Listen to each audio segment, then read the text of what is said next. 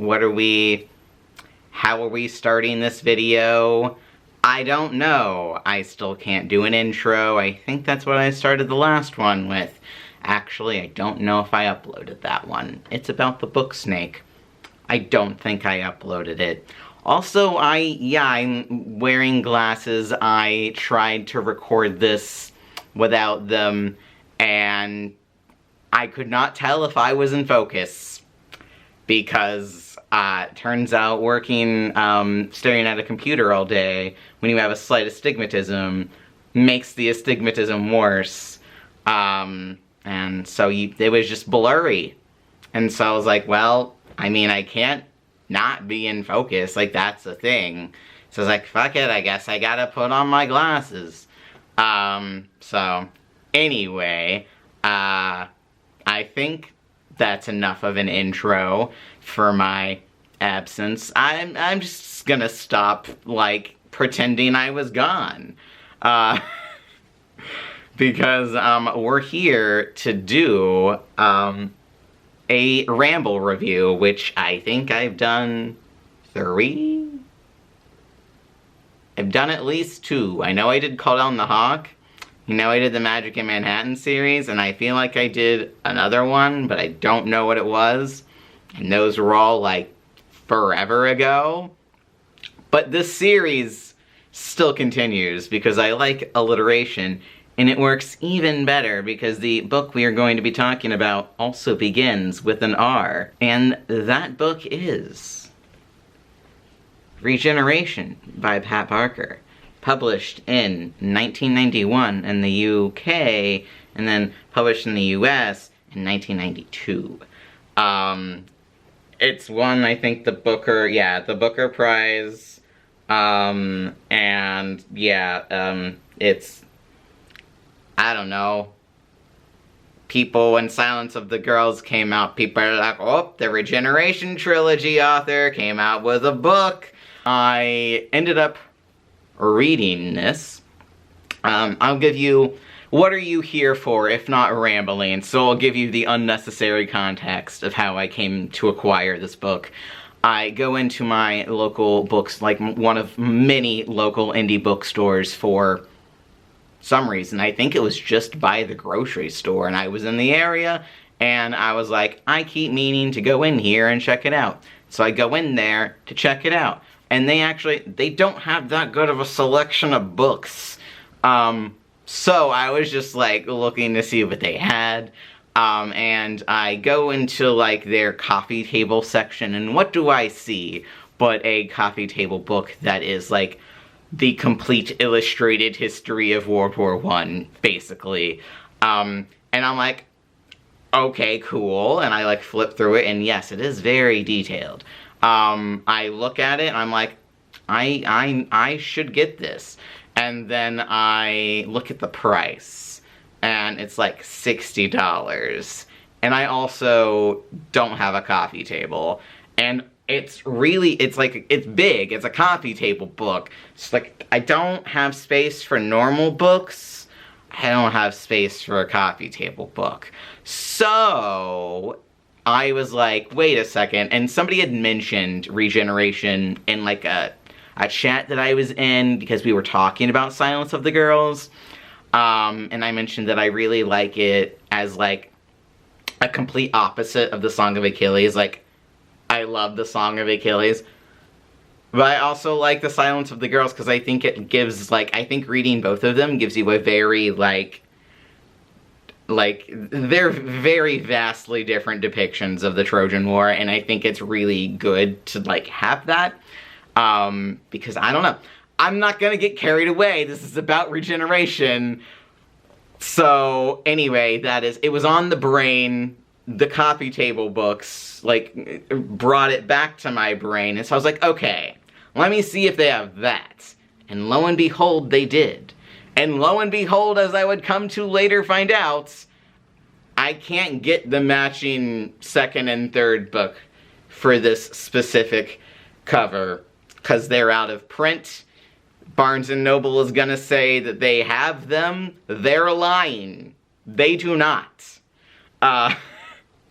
So anyway, I do have the other two, just in a different edition, so I needed to get Regeneration in that edition. But anyway, there you go. That's the context. It's been 7 minutes, and I haven't started the review of the book yet. Are you seeing why I called this a Ramble review?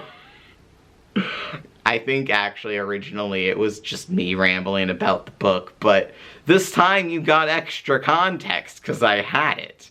And I'm also sorry, I've never worn glasses in a video before. I don't know if the glare, like, you can probably, you can see things in my glass. I'm sorry. I don't know how to fix that. I'm not used to this. So anyway, Regeneration, alright? What's the book actually about? Stop talking about, like, how you acquired it. Well, I'm glad you asked. It's, instead of me trying to succinctly describe this, even though I'm not succinctly describing anything, I will read you the synopsis. In 1917, Siegfried Sassoon, noted poet and decorated war hero, publicly refused to continue serving as a British officer in World War I. His reason? The war was a senseless slaughter. He was officially classified as mentally unsound and sent to Craig-Lockhart War Hospital. There, a brilliant psychiatrist, Dr. William Rivers, set about restoring Sassoon's sanity and sending him back to the trenches.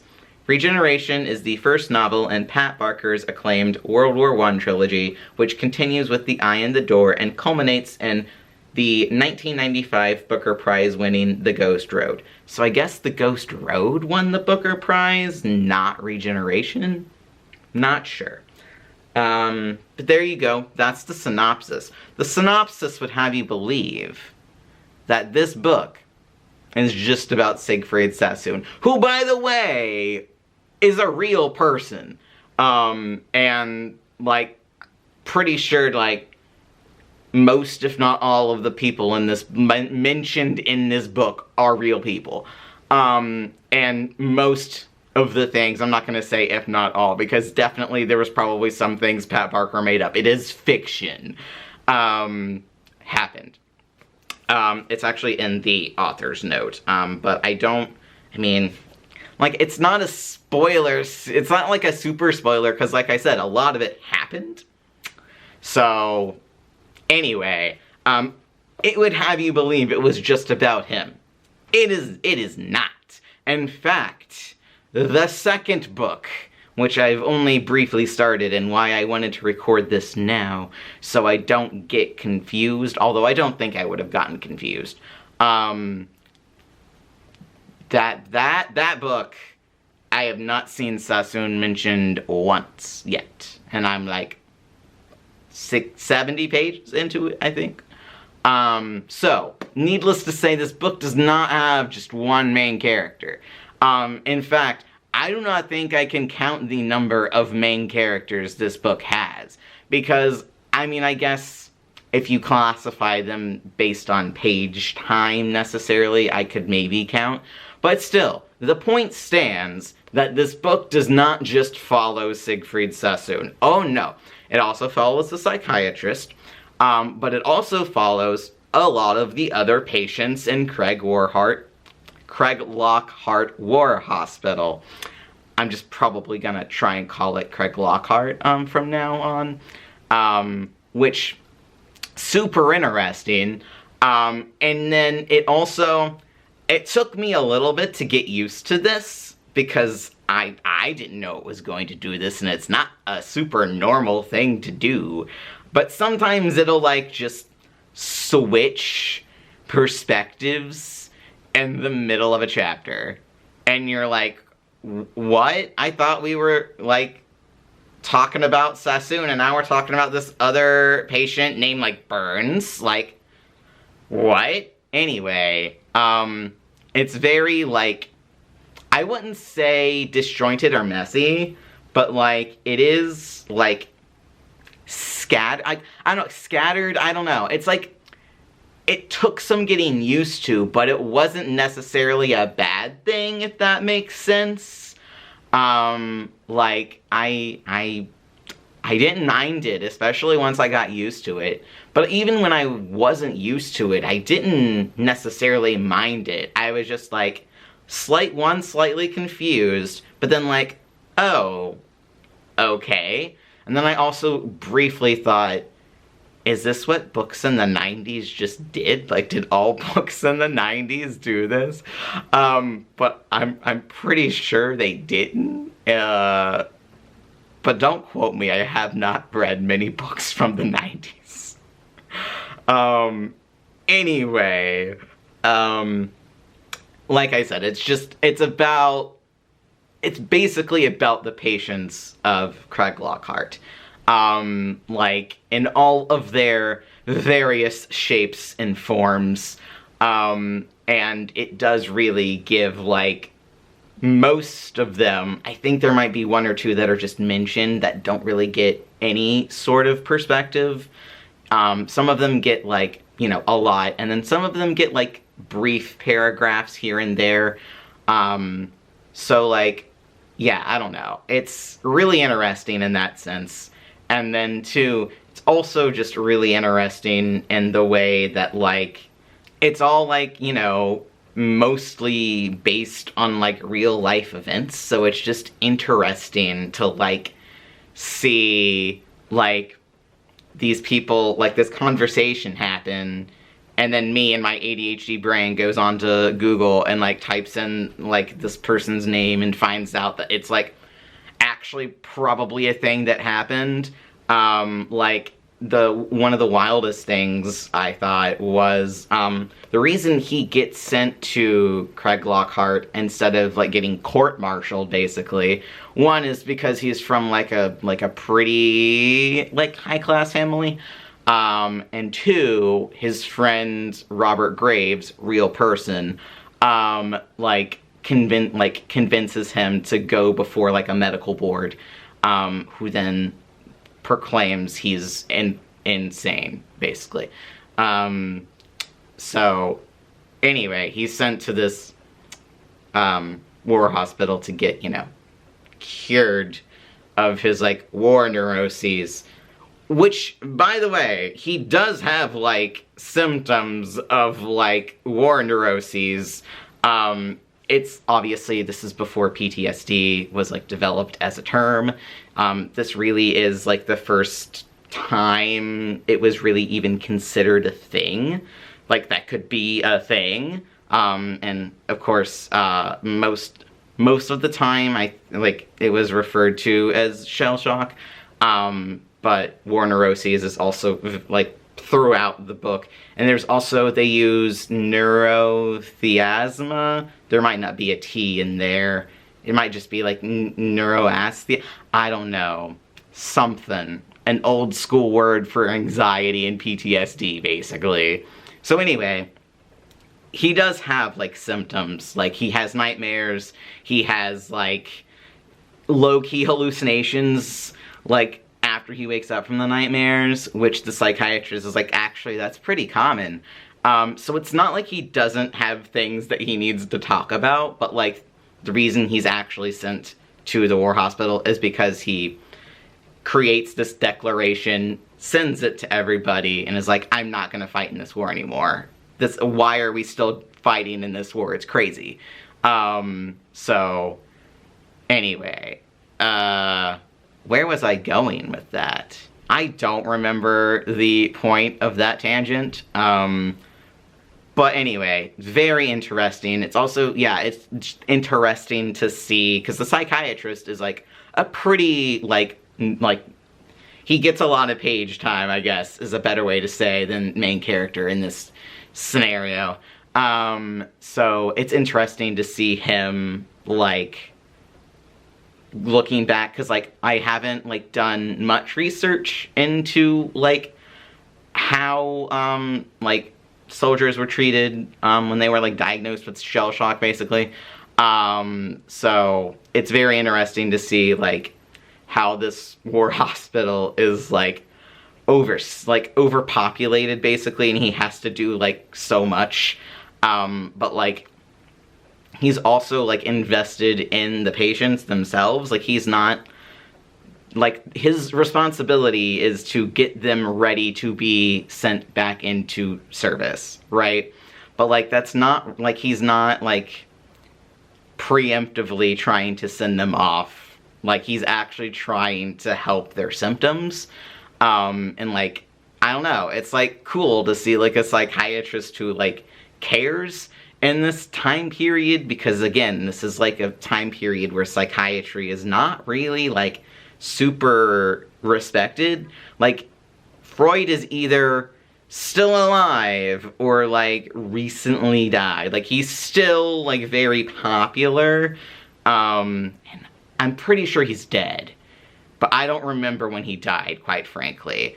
But just to give you a frame of reference, like, it's still a very new thing.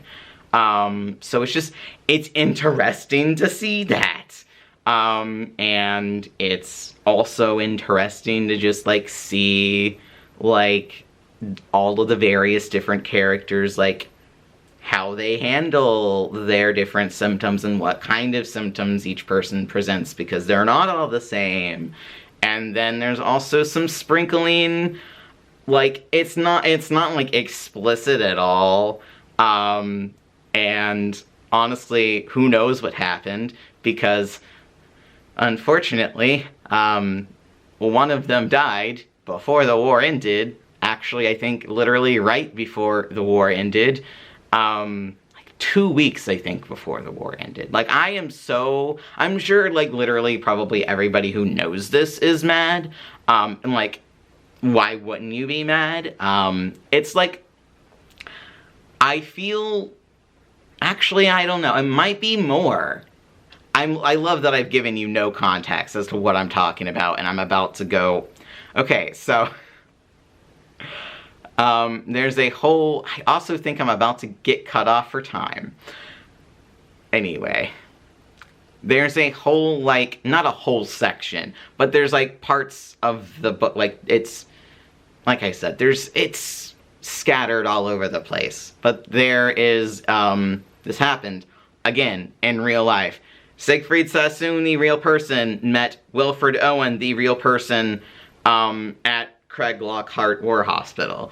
And in the book, they, like, Owen is, like, a really big fan of Sassoon's, and he, like, brings 5 copies of Sassoon's work to get signed for his family, which is, like, adorable. And, like, then he mentions that he runs, like, the hospital, like, newspaper, if Sassoon ever wants to publish anything in it. It mentions that he also, I think actually Sassoon might be like, do you write poetry? And he's like, yeah. And Sassoon's like, well, I'd love to read some. And then there's, like, a part in here where they're literally editing one of Wilfred Owen's, like, most famous poems. It's called Anthem for Doomed Youth. And I don't know, it's so good. And then Wilfred Owen is the person who died, like, 2 weeks before the end of World War I. And from something, like, inconsequential in the grand scheme of, like, World War I. Like, it was, like, a small skirmish, like, not a major battle or anything like that. And it was, again, like, super close to the end. And, yeah, why? I was going to say I feel very similarly to this as I do the Library of Alexandria burning, but honestly, I don't know. It's probably about the same, because, like, this is a person who could have done a lot more things. But, yeah, the Library of Alexandria is also, yeah, I mean, we could have had so many more things to look at. But anyway, infuriating. We'll never be over it. But yeah, there's also sections of, it says it in the front. What's the other poems that are mentioned? The other real poems that are mentioned. So Sassoon's poems mentioned are The Rear Guard, The General, to the warmongers, and then an extract from the deathbed and the Redeemer and Prelude, the Troops, and Death's Brotherhood. Oh wait, hold on. Oh wait, no, yeah, those are all... I'll use... Okay, no. I'm getting myself confused, and I'm also about to get cut off. My battery's about to die! Oh no. Okay, I will put a better explanation in the description of which poems belong to who and are in this book. Anyway, I think I've rambled enough. You should read Regeneration if any of that sounded interesting to you. The second book I have read a little bit of and is gonna be about pacifists and homosexuals. So, it's delivered on both of those things, and I'm only 70 pages in. So, if you want to read this to get to that, I mean, I would recommend. But yeah, I mean, I don't know if that's all I wanted to say, but I don't want to get cut off without finishing the video and have to wait for the battery to charge. So we'll just end it here, I guess. Thanks for watching this, all, like, probably 3 of you, and I'll see you in the next one.